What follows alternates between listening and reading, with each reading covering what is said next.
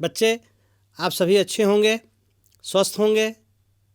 हमने पिछली बार वे दिन भी क्या दिन थे ये अध्याय पढ़ा था और उसके पहले भाग का हमने अध्ययन किया था। उसका एक हिस्सा हमने पढ़ा था। मज़ेदार कहानी है ना? अच्छा लगा आपको? आइए, वे दिन भी क्या दिन थे इस अध्याय के दूसरे भाग का अध्ययन हम करते हैं। पहले भाग में हमने देखा था कि रोहित और कुन्नी हैं, वो आपस में बातें कर रहे हैं। रोहित को एक पुरानी पुस्तक मिल गई है और उस पुस्तक में स्कूलों के बारे में लिखा है। जिस समय की बात है 2155 की, उस समय पढ़ने की क्या शैली थी, किस प्रकार से उस समय विद्यार्थी मशीनों से ही पढ़ा करते थे, मशीनों में किस प्रकार से पढ़ाई की जाती थी, इसके बारे में कुन्नी ने विस्तार से रोहित को बताया और उसके माध्यम से हमने भी जान लिया कि आज से लगभग 135 वर्ष बाद भविष्य में पढ़ाई किस तरह से होगी, जिसका हल्का रूप हम अभी से जानने लगे हैं जो ऑनलाइन के माध्यम से। तो वे दिन भी क्या दिन थे का जो पहला हिस्सा है आप लोग को अच्छी तरह से समझ में आ गया होगा, आपने आनंद लिया होगा।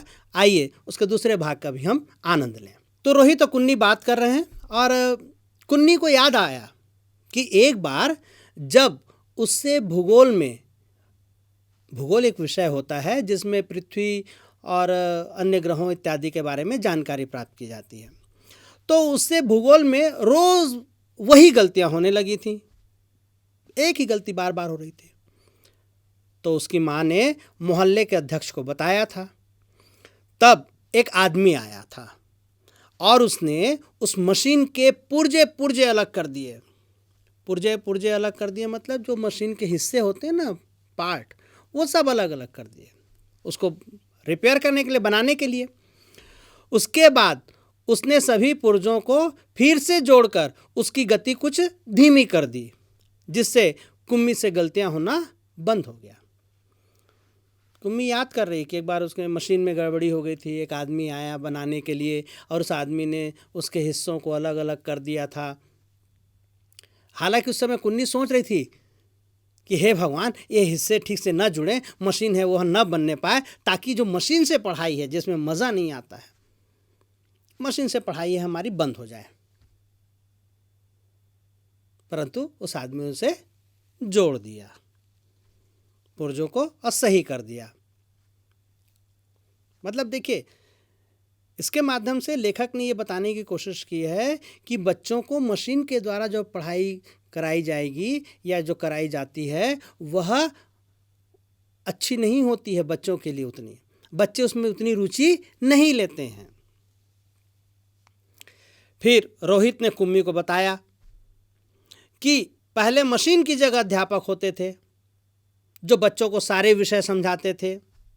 रोहित ने ऐसा कैसे बता दिया? क्योंकि उसने पुस्तक पढ़ी थी। रोहित ने बताया था ना कि पुस्तक में क्या है, स्कूल के बारे में दिलचस्प बातें लिखी हैं, तो उन्हीं बातों को बता रहा है कुम्मी को।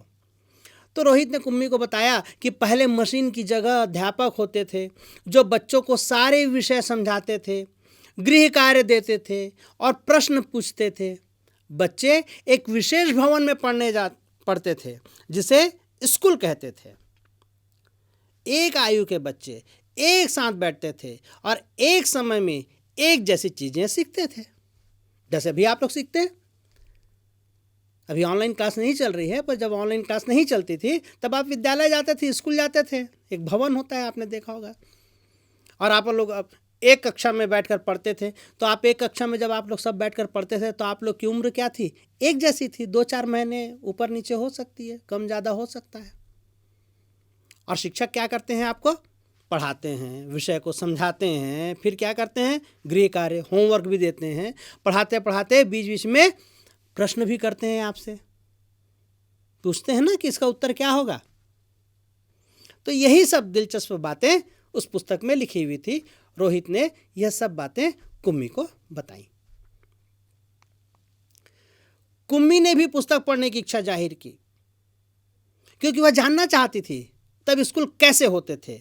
वह पुस्तक पढ़कर स्कूल के बारे में अजीब अजीब बातें जानने को उत्सुक हो रही थी कि तभी माँ की आवाज़ कानों में पड़ी और दोनों बच्चे मतलब रोहित और कुम्मी अपने अपने घर की ओर चले गए।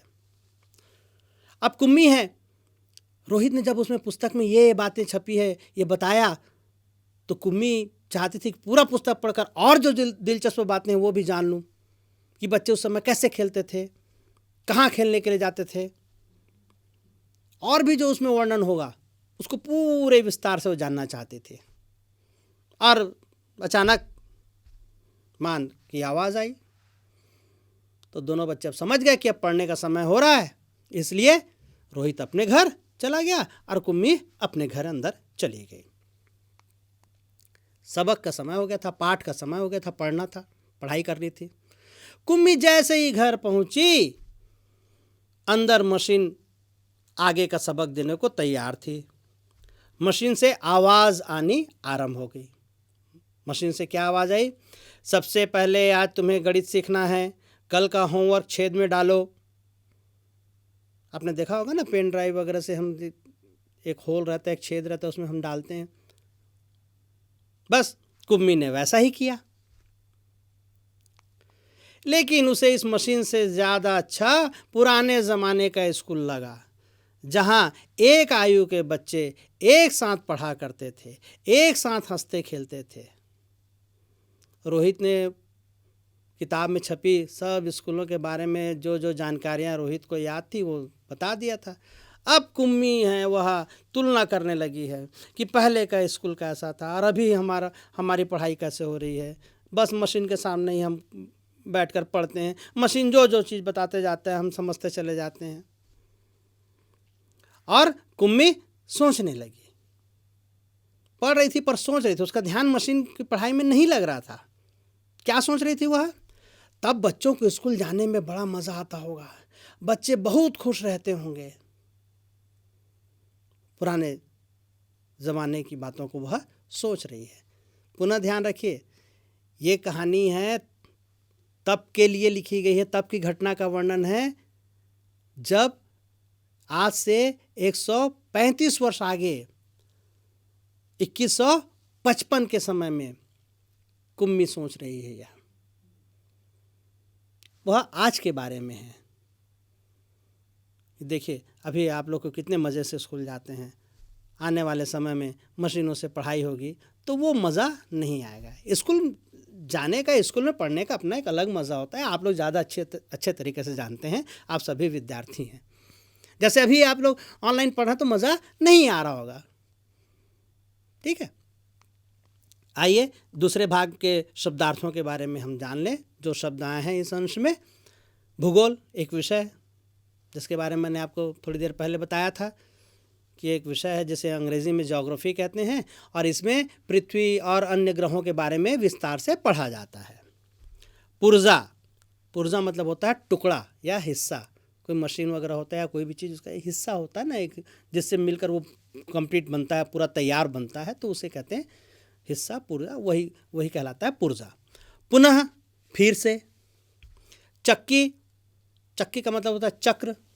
मशीन में की चक्की है वह ख़राब हो गई थी, जिसके कारण से कुम्मी को पढ़ने में परेशानी आ रही थी, जिसे हम लोग आजकल क्या कहते हैं, डिस्क कहते हैं ना, वही उसे यहाँ प्रयोग किया गया है चक्की नाम से। रफ्तार, रफ्तार का अर्थ होता है गति। सबक मतलब पाठ। कोसना, किसी को दोष देना या किसी के बारे में बुरा चाहना, उसे कहते हैं कोसना। आयु, इसका अर्थ होता है उम्र। और आनंद, आनंद का अर्थ होता है खुशी। ये दूसरा भाग था और इस प्रकार से वे भी दिन क्या दिन थे, ये अध्याय समाप्त होता है। आइए इसके कुछ प्रश्नों को भी देख लें। प्रश्न है विद्यार्थियों, तुम मशीन की मदद से पढ़ना चाहोगे या अध्यापक की मदद से? दोनों के पढ़ाने में किस किस तरह की आसानियां और मुश्किलें हैं? अब इस अध्याय के माध्यम से आप समझ गए हैं कि मशीन से भी पढ़ाई हो सकती है और पुस्तक से तो आप पढ़ ही रहे हैं। अध्यापक आपको पढ़ाते हैं, तो मशीन के मदद से पढ़ाई करना, अध्यापक की मदद से पढ़ाई करना। अब दोनों में से कौन सा अच्छा है? और दोनों के पढ़ाने में क्या क्या आसानी होती है और क्या क्या मुश्किलें आती हैं। तो जैसे पहले भाग में हमने पढ़ते हुए हमने प्रश्न देखा था ना कि कागज़ वाली जो किताब है और मशीन की किताब, तो उसी प्रकार से यहाँ पर मशीन की मदद से पढ़ना और अध्यापक की मदद से पढ़ना, दोनों की तुलना करनी है। इसका उत्तर इस प्रकार से लिखा जा सकता है, हमें अध्यापक से पढ़ना ज़्यादा आसान और अच्छा लगेगा क्योंकि वे हमारी मुश्किलों का हल तुरंत ही विस्तार पूर्वक मतलब बहुत फैला कर और अलग अलग तरीके से बता सकते हैं। मशीन से यह ज्ञान मिलना थोड़ा मुश्किल हो जाएगा। एक अध्यापक सभी विषय नहीं पढ़ा सकते, इसके विपरीत मशीन से सभी विषयों के बारे में जानकारी प्राप्त हो जाएगी। देखिए, अध्यापक से पढ़ने में भी फ़ायदा है और मशीनों से भी पढ़ने से फ़ायदा है, नुकसान भी है। तो क्या क्या है दोनों का अंतर आप देख लीजिए। पहला ही अंतर हम देख लें कि अध्यापक क्या करते हैं, हमारी मुश्किलों का हल तुरंत बता देते हैं और विस्तार से बताते हैं, कई तरीके से बता सकते हैं। पर मशीनों से ऐसा नहीं हो सकता क्योंकि मशीनों में जो चीज़ उसके अंदर फीड की गई है, उसके अंदर डाली गई है, वही तरीके ही बता सकता है, अलग से और तरीके नहीं बता पाएगा। परंतु नुकसान ये है अध्यापक के द्वारा पढ़ाने में कि एक अध्यापक सभी विषय नहीं पढ़ा सकते। जिस विषय के वो ज्ञाता है, जिस विषय का उन्हें ज्ञान है, वही विषय पढ़ा सकते हैं।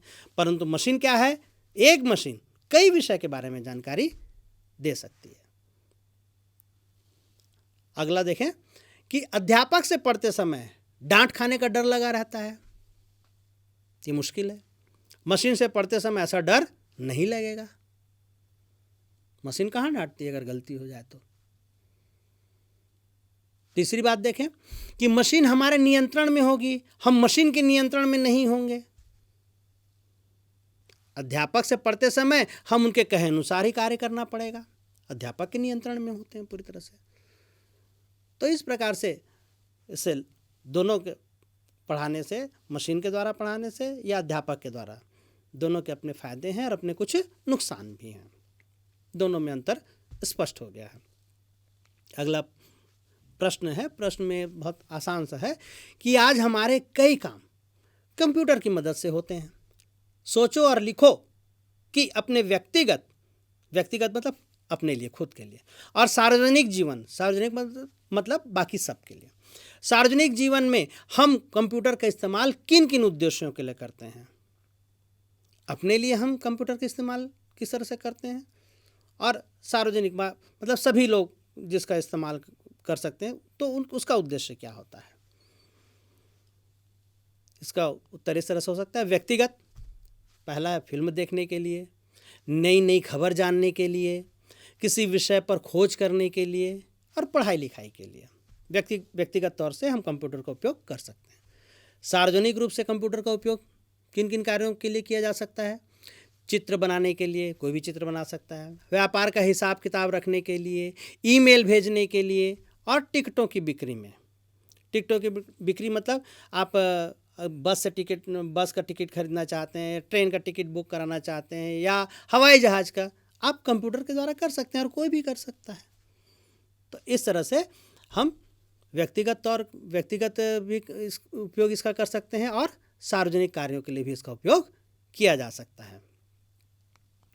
विद्यार्थियों, इस अध्याय के संदर्भ में एक संक्षिप्त जानकारी ये भी आपको मैं देना चाहूँगा कि काल,